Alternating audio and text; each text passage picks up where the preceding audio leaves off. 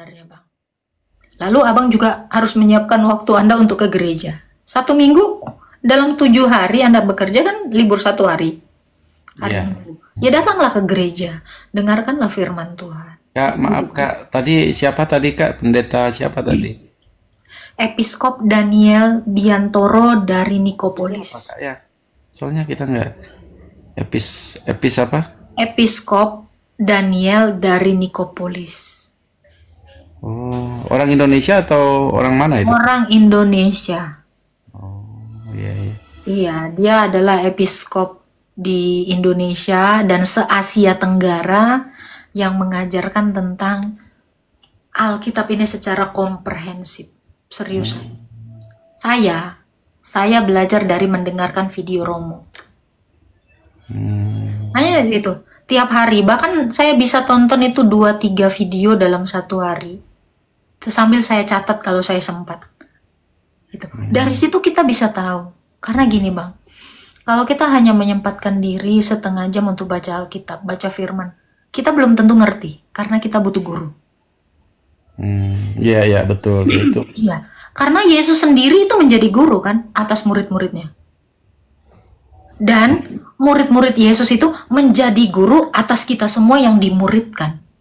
Karena Tuhan Yesus bilang apa? Pergi dan jadikanlah semua bangsa muridku. Berarti, kalau kita mau jadi murid Yesus, kita harus dimuridkan dulu. Murid itu tugasnya apa?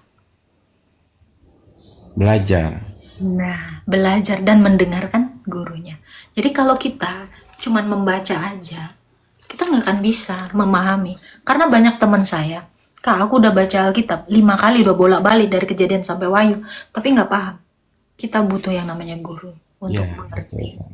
Demikian rahasia kerajaan Allah sudah disingkapkan Yesus melalui Dia yang menjadi guru atas para rasul. Yesus disebut rabi kan? Ya guru betul. Guru Ya. kan? Nah, itu. Berarti apa yang bisa kita lakukan untuk mengerti maksud Tuhan? Kita harus mendengarkan guru kita. Berarti kita cari guru.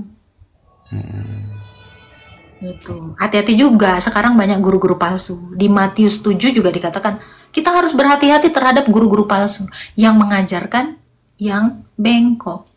Bid'ah. Gimana Kak itu apa yang guru-guru palsu itu Kak? Saya kan dari gereja Kristen Pasundan ini Kak. Jadi kira-kira gimana ya kan gereja kita ini beda-beda kan? Apakah ada yang masuk kategori palsu atau gimana menurut ini Kak Agatha ini? Oke, saya tidak mau bersikap skeptis terhadap beberapa denominasi gereja. Saya juga tidak mau memandang agak mengintervensi mereka ya. Tetapi mari coba kita lihat apakah ajaran mereka sesuai dengan ajarannya Rasul. Karena ada tolok ukur untuk kita bisa mengetahui ajaran ini melenceng atau tidak. Ya, Selama ajaran itu seperti yang diajarkan para rasul, itu adalah gereja yang benar. Karena kita bisa mengenal Yesus itu hanya dari para rasul. Selain dari para rasul, itu adalah ajaran yang salah. Itu aja. Karena Yesus bilang apa?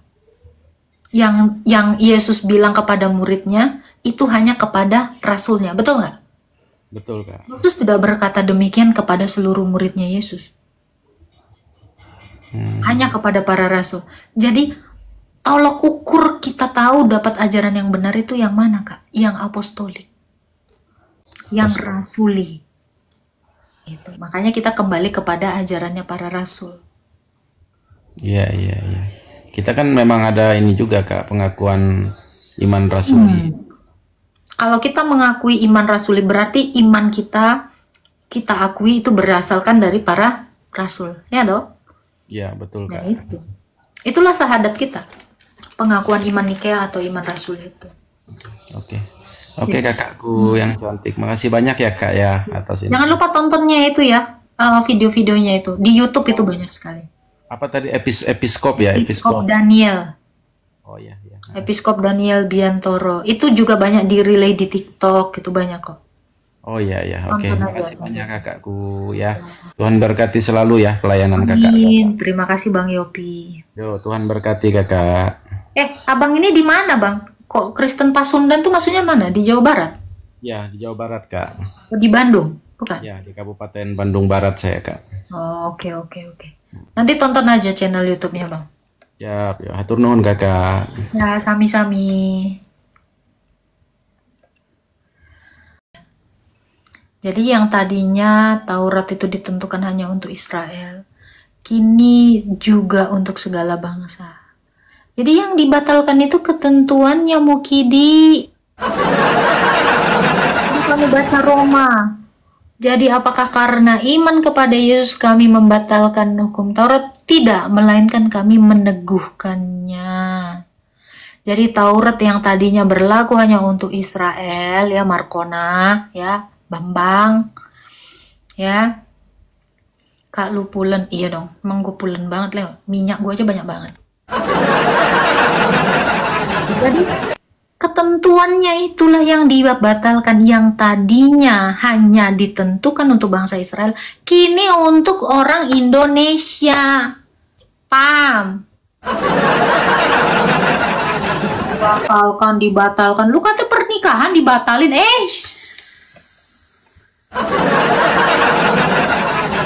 kata perkawinan gitu batal, kagak jadi. Nggak bisa sayang. Taurat itu semakin diteguhkan. Jadi ini kata Rasul Paulus sendiri di dalam suratnya kepada jemaat di Roma, ya. Jadi Rasul Paulus itu tidak membatalkan. Bahkan saya bisa tunjukin bahwa Rasul Paulus itu taat kepada Taurat. Mungkinkah seorang yang mentaati Taurat membatalkan Taurat? Gitu. Kenapa Kristen Indonesia nggak sunat? Pacarku aja sunat, enak aja kok. Pacarku aja Kristen, dia sunat kok bilang orang Kristen nggak sunat? Emang harus ditengok-tengokkan itu, ditunjukkan gitu. Nih, aku nih sunat nih. Orang Kristen itu sunat nggak teriak-teriak, nggak nyalain petasan. Nah, lu kan gitu, sunatnya berisik. Kita mah kagak. Orang Kristen tuh sunat itu kagak pernah nyalain petasan loh, kayak orang Betawi mau tak kagak.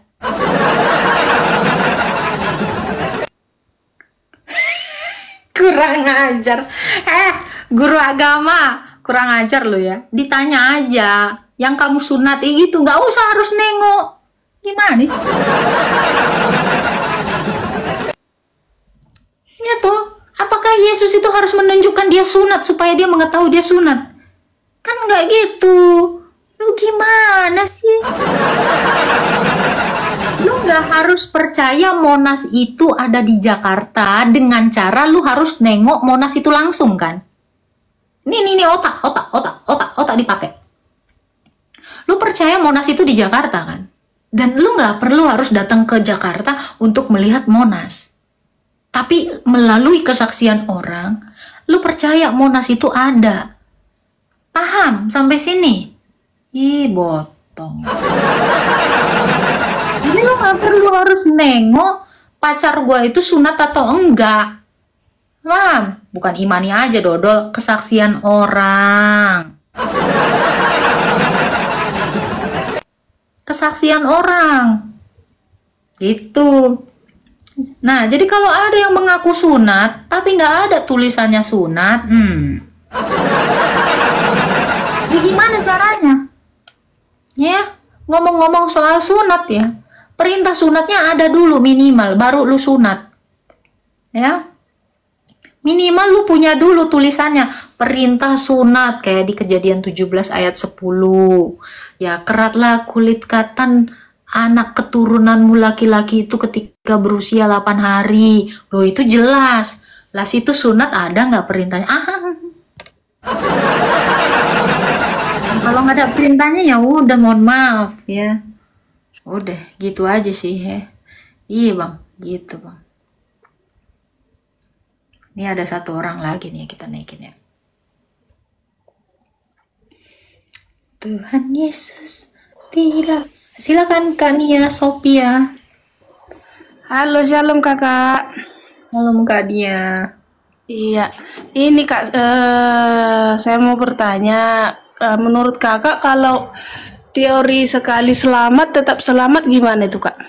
Mohon ininya dong, apa namanya, eh masukannya gimana? Kan banyak teori nih, ada yang mengatakan tentang teori keselamatan itu, sekali selamat tetap selamat gitu nah. Ya, gimana ceritanya sekali selamat tetap selamat? Hari ini kakak Kristen, besok Islam, kakak selamat nggak? Kan banyak itu kan. Ada kan memang teori yang mengatakan seperti itu kan. Nggak ada. Di Alkitab Kalau sendiri nggak ada. Orang Kristen itu kalau sudah selamat katanya ya tetap akan selamat sekalipun berbuat dosa begitu. Oh enggak. Itu salah. Atau kakak gimana? Kalau teori kakak gimana? Bukan Apakah teori saya. keselamatan itu bisa hilang gitu? Bukan teori saya, tetapi Alkitab sendiri mengatakan, Rasul sendiri mengatakan, kerjakanlah keselamatanmu dengan takut dan gentar. Jadi keselamatan itu bisa kita tolak karena Yesus adalah sang keselamatan kan? Ya, kita definisikan dulu. Keselamatan itu adalah Yesus. Mungkin nggak Yesus hilang? Yesus nggak pernah hilang. Kita yang meninggalkan Yesus. Nah, itu adalah orang-orang murtad.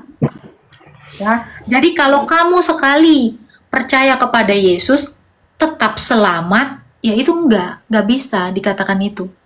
Karena iman tanpa perbuatan juga hakikatnya mati. Kalau kamu hanya percaya saja kepada Yesus tetapi tidak mengerjakan keselamatan, ya kamu tidak akan bisa selamat.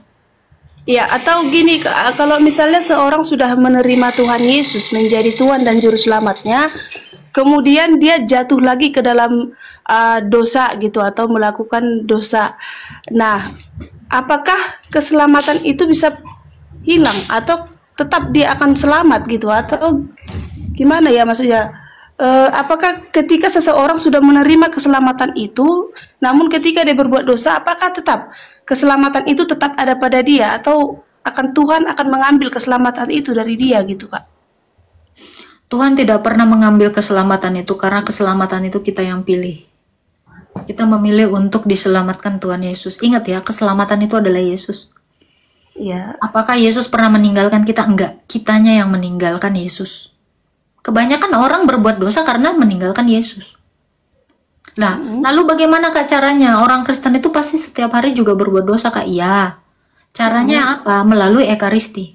Sebelum kamu melakukan Ekaristi, ya kamu harus mengakui dosamu, lalu kamu menerima darah dan tubuh Yesus itu sebagai pengampunan, sebagai kurban. Karena Ekaristi, darah dan tubuh Yesus, ya, roti dan anggur itu adalah kurban untuk kita ketika kita berbuat dosa. Jadi orang Kristen yang jatuh ke dalam dosa, bagaimana cara mengampuninya? Ya melalui Ekaristi. Karena darah dan tubuh Yesus itu adalah domba kurban yang dipersembahkan untuk kita sebagai penebus salah kita. Jadi apakah Yesus itu bisa hilang Kak dari kita? Enggak lah.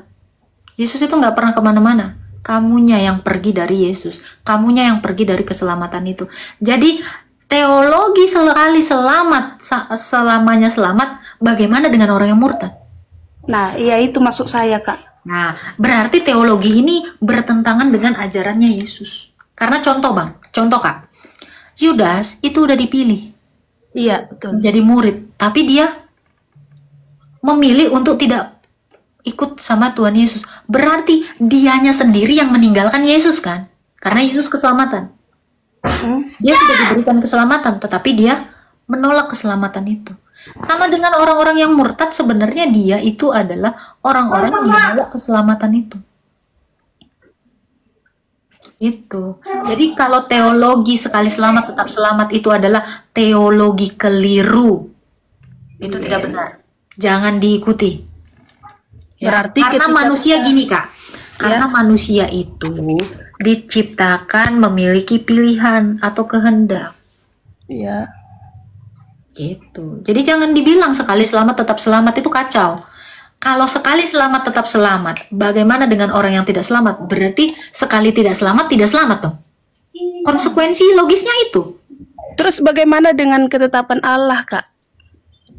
Apa ketetapan Allah?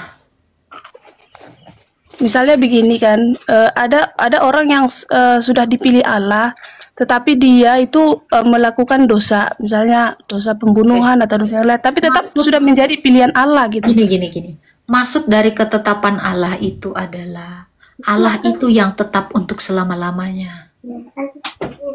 Jadi keselamatan itu tetap, kamunya yang nggak tetap. Jadi ketetapan Allah itu tentang bahwa anaknya itu sebagai sang juru selamat. Jadi Yesus itulah yang tetap. Itulah ketetapan Allah. Kalau kamu tidak taat, berarti kamu yang menolak ketetapan Allah. Maksud dari menolak ketetapan Allah itu kamu menolak Yesus. Gitu. Jadi Allah itu menginginkan, berkehendak semua orang itu diselamatkan dengan jalan apa? Ya Yesus. Firman-Nya yang mengenakan tubuh kemanusiaan itu. Berarti ketika seseorang itu misalnya sudah menerima keselamatan, mengaku itu Yesus itu sebagai Tuhan dan Juru Selamatnya, tetapi dia murtad misalnya atau berbuat dosa, berarti dia tidak selamat begitu ya Kak ya? Murtad dengan berbuat dosa itu beda. Kalau berbuat Murtad dosa atau itu berbuat orang- dosa maksud saya. Gini, kalau orang Kristen juga berbuat dosa, solusinya itu ekaristi. Ya, karena Tuhan itu akan mengampuni kita melalui ekaristi, sakramen ekaristi atau perjamuan kudus. Nah, lalu bagaimana dengan orang yang murtad? Ya, orang murtad itulah yang dikatakan menghujat Roh Kudus. Ya, orang murtad itu bagaimana? Kan dia murtad, berarti dia pindah Tuhan. Bagaimana Tuhan mau menyelamatkan dia sementara dia memintanya kepada Tuhan yang lain? Kalau dia tidak meminta kepada Tuhan Yesus gimana mau ngeresponnya? Wong dia diam aja. Dia mintanya sama Tuhan batu, Tuhan kota, Tuhan ayam, Tuhan pohon beringin. Ya dia nggak dapat selamat, nggak bisa selamat. Berarti Kalau mau keselamatannya selamat, bisa hilang gitu ya Kak ya? keselamatan itu bukan hilang, dia meninggalkan keselamatan. Ya artinya dia juga tidak akan menerima keselamatan kan Kak? Ya karena dia kan tidak menerima, berarti dia membuang keselamatan itu. Iya, karena dia meninggalkan tadi begitu ya. Iya, karena dia meninggalkan Yesus, ya dia meninggalkan keselamatan. Jadi bukan keselamatan yang meninggalkan dia, keselamatan itu Jadi, tetap. Kan sekarang ini kan banyak tuh, misalnya dia sudah pendeta, dia sudah rektor, dia sudah pengajar agama yang hebat, tapi suatu saat dia meninggalkan Yesus gitu, dia murtad dan berpindah gitu kan. Gak mungkin dong waktu dia jadi pendeta hebat, pendeta besar, dia tidak terima keselamatan begitu kan Kak? Jadi ketika dia sudah murtad, berarti dia sudah meninggalkan keselamatan itu, artinya dia tidak akan diselamatkan lagi begitu ya. Lah, gimana cara Tuhan Yesus menyelamatkan orang dia nggak minta sama Yesus? Kan awal dia pendeta kan dia udah pasti Loh kan dia udah pindah Tuhan. Dia sekarang minta sama Tuhan yang baru. Emangnya minta sama Tuhan Yesus? Ya gimana caranya? Ibarat kata, kan gini kan. Orang berdosa itu ibarat dalam sumur. Lagi minta-minta tolong. Maka Tuhan Yesus datang mengulurkan tangannya dan menarik kita dari keberdosaan itu kan. Itu yang namanya keselamatan itu seperti itu. Ya. Loh kalau dia nggak minta tolong sama Tuhan Yesus, terus dia gimana Tuhan Yesus mau nolong dia? Orang dia nggak minta kok. Gimana caranya? Nah orang yang dia mau pendeta, mau apapun yang dia lakukan, tapi itu kan mantan, udah berlalu. Jadi berarti sekarang Tuhan keselamatan lain. itu berarti keselamatan itu sudah diambil dong dari dia kan? Kan awalnya dia kan sudah menerima Tuhan dan juru selamat, bahkan dia sudah melayani. Kakak kan ini udah murtad ceritanya. Enggak Misal, dong. Itu kan contoh kasus maksud saya. Kita kan sharing di sini. terus pertanyaan kakak apa? Kan memang yang saya tanya itu kan tentang sekali selamat tetap selamat tadi, ya kan? Jadi ketika seseorang sudah menerima Tuhan dan juru selamatnya, maka dia kan diselamatkan. Betul begitu kan kata firman? Iya. Ya, nah kemudian ketika seseorang sudah menerima Tuhan sebagai Tuhan dan Juru Selamatnya, misal dia sudah menjadi hamba Tuhan yang hebat, nah suatu saat dia murtad gitu loh Kak, dia berpindah meninggalkan Tuhannya gitu. Nah berarti keselamatannya juga pun akan diambil dari dirinya, begitu benarkah maksud saya? Bukan keselamatan itu diambil. Dia yang Berarti meninggalkan keselamatan keselamatan itu itu. tetap ada pada dia, Gini kak. Aduh, ini keselamatan. Ini Ya, saya terima keselamatan, maka saya selamat. ya. Saya pindah Tuhan, saya tinggalkan keselamatan ini, saya letakin. Set, saya pindah cari Tuhan. Saya yang ninggalin atau keselamatan yang ninggalin?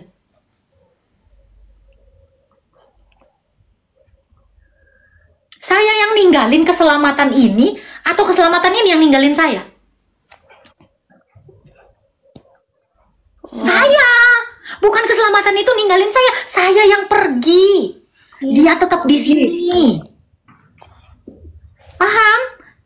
Ini keselamatan. Saya udah masuk ke dalam keselamatan itu. Saya udah pilih nih keselamatan. Udah saya pilih. Ada lagi Tuhan baru. Saya tinggalin, saya pergi. Jadi dia yang ninggalin saya atau saya yang ninggalin dia? Ini kalau nggak ngerti juga ya saya nggak ngerti lagi jawabnya. Ya, ya. Ya, jadi Kak, keselamatan itu sudah ninggalin orang itu? Bukan. Orangnya yang goblok. Orangnya yang ninggalin keselamatan. Aduh, gitu Kak. Jadi nggak ada diksi.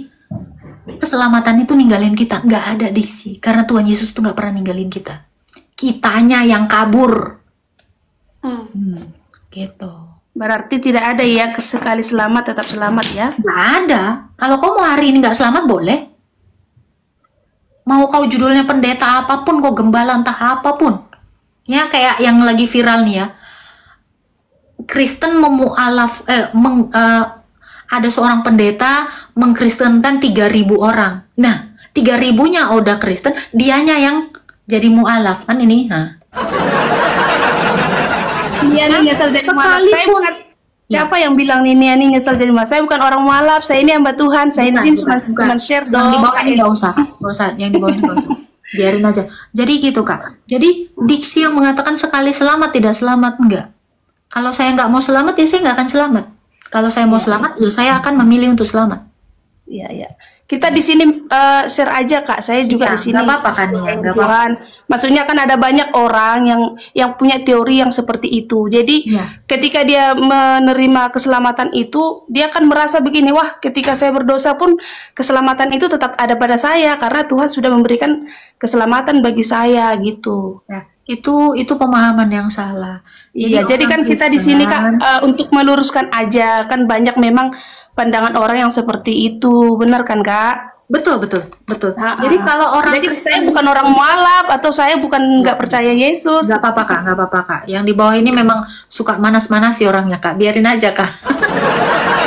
Saya roomnya lebih kan kita juga perlu untuk saling tahu kan atau saling berbagi kan supaya ilmu kita lebih banyak lagi tentang Tuhan gitu kan Kak. Iya, bagus itu. Jadi kalau ada orang yang mengatakan sekali selamat tetap selamat, yaitu adalah pemahaman yang salah. Itu yang pertama. Yang kedua, Kak.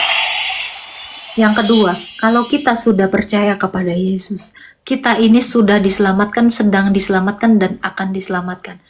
Kita juga harus mengerjakan keselamatan itu dengan takut dan gentar. Alkitab berkata seperti itu di dalam 1 Korintus, ya. Kerjakanlah keselamatanmu dengan takut dan gentar, bukan sewaktu Yesus itu ada, tetapi terlebih lagi sewaktu dia tidak ada. Jadi kita orang Kristen harus mengimani Yesus itu dengan perbuatan. Iman kita itu harus kita hidupi melalui perbuatan. Jadi nggak bisa, oh yang penting aku percaya Tuhan, tapi kau rebahan, tiduran, bikin kejahatan, ya itu nggak bisa. Iya. Karena karena Alkitab bilang apa? Iman tanpa perbuatan hakikatnya nol. Mati. Berarti kalau kita percaya kepada Yesus namun kita berdosa, kita mati oleh dosa kita. Iya, betul. Iya, jadi jangan kau kepedean. Yang penting KTP-mu aja Kristen. Gitu ya. Betul. Seperti itu Kak. Ada lagi yang mau ditanyakan Kak Nia? Oke Kak, itu aja Kak. Tuhan berkati pelanannya Kak ya. Amin. Tuhan. Iya, buat teman-teman Kristen di sini juga supaya paham gitu bahwa nggak ada teori sekali selamat tetap selamat. Betul Kak ya. Maafkan untuk teman-temanku 800 orang di sini, memang pengikutku ini agak jahil Kak. Enggak apa-apa Kak, karena kita juga semua seperti itu.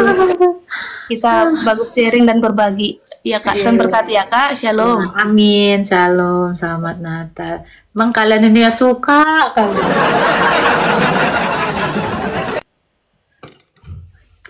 Emang orang ini memang suka bikinnya panas gitu ya. Nanti mereka ini war lah dengan Bani Taiping yang di bawah ini ya kan.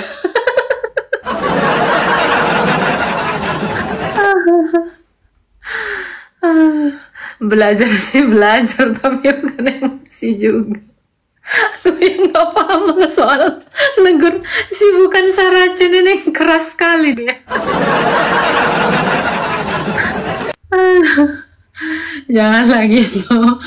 Tapi ini kok nggak kurang-kurang yang ngirim permintaan. Udahlah aku mau tidur dulu lah, ngantuk aku, capek ah. Nanti lagi live. Udah menyala kali pantatku ini. Kita end live dulu ya. Udah berapa jam ini? 4 jam. Udah hampir 5 jam plus tadi yang ke Bennett ya. Ya, nantilah aku mau ada urusan dulu lah. Aku kan perlu nyuci piring, butuh masak, butuh ngepel. Nengok-nengok kalian aja, aku bosen aku udah. Masuk. Derita lo. Makanya, kalau guru udah datang, lu jadi murid itu harus standby. Paham kau? Ya udah ya, salam ya teman-teman semua ya. Terima kasih ya. Mohon maaf banyak salah-salah kata ya. Mohon maaf lahir batin. Jangan ada kepahitan di antara kita. Nggak apa-apa kita saling menegur, saling bertegur sapa. Tapi jangan merasa tertegur ya. Yang tulang lunak, yang tulang punggung, yang tulang sulbi, yang tulang rusuk ya. Untuk yang tulang punggung, semangat jadi tulang punggung keluarga. Untuk yang jadi tulang rusuk, ya manis-manis lah kau jadi pacarnya ya kan. Untuk yang tulang lunak, bertobat. Jangan lagi kau lunak-lunakkan tulang itu. Karena tulang itu fungsinya menyangga. Kalau kau lunak, ya melehoi lah semuanya. Tinggal aja di situ apa ya. Aduh, untuk yang tulangnya remuk ya kayak Kak Raki ya, semangat kakak. Karena hati yang gembira adalah obat, tapi hati yang berduka meremukkan tulang. Jadi ya semangat lah ya kak ya. Gitu aja ya. Penginjil bertato, ya nggak apa-apa daripada penginjil tapi bermaksiat. Ya, kalau lu mau mencecer gue karena tato, gue udah berdamai untuk itu ya. Yang penting kelakuan lu, karena tato itu bukan dosa. Mana dalilnya bertato dosa? Ya, jangan pula kamu menginjili tapi kamu yang tertolak gitu loh ya. Nah, salam Red Hot Chili Pepper. Anjas. Nggak usah ngomongin tato orang ya. Kalau lu masih julid sama orang, dosamu itu. Ikutlah kami. Kamu mau kemana kau borpas? Ikut kau di sini, ke WC, mau ngegosrek WC. Aduh. Udah, lu jangan sok ngomongin tato. Kalau kelakuan lu nyinyir, masih gosip, ingat ya. Orang Kristen itu dilarang nyinyir. Tato nggak dosa. Nah, nih, kau dengarkan dulu yang apa ini nih ya. Tato nggak dosa. Nih yang dosa tuh itu. Tuh, lidah tak bertulang memang itu. Jadi kalau kamu mau sibuk dengan tato saya, oh mohon maaf ya. Tato itu seni, itu borpas tuh tahu. Aw. Jadi yang dosa itu adalah perbuatan, dosa itu adalah tindakan, ya. Ya, yang dosa. Aduh, ini ngeri kalau Pak Barefoot udah ngomong. Udahlah, udah aku end live dulu deh ya. Thank you ya teman-teman semuanya ya. Shalom.